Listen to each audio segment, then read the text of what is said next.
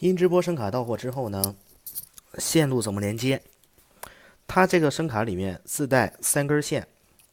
一根白色手机连接线，一根白色的 USB 连接线，还有一根黑色的手机连接线。首先呢，咱们把白色的 USB 线的方一头这一头插在声卡的 USB 口，然后呢，把这根黑色的线插在声卡的手机接口。然后呢，把你的手机耳机拿过来，插在耳麦接口。如果说你是2个手机直播，需要用另一个手机放音乐的话，把白色线插在声卡的音乐输入，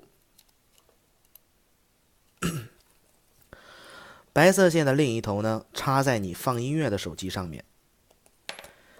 黑色线的另一头呢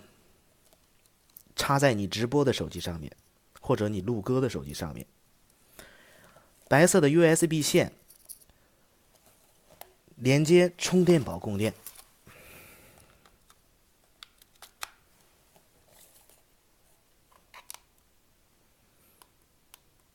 或者呢，把这根插头插在手机充电器插头上面，然后把手机充电器插头呢插在插座。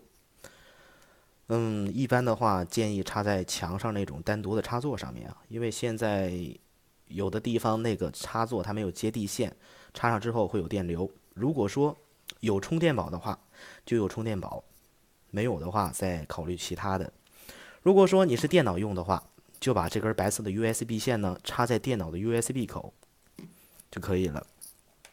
还有的客户呢，他是用单独的麦克风。呢，你需要找一个不带麦克的耳机，插在声卡的耳麦口，然后把你单独的麦克风插在声卡的麦克风口。一定要记住啊，不能继续插你的那个手机耳机。如果说继续插你的手机耳机的话，它这个手机耳机本身就自带一个麦克，然后你又插了一个单独的麦克，这样会造成2个麦克风重音，这样是不行的啊。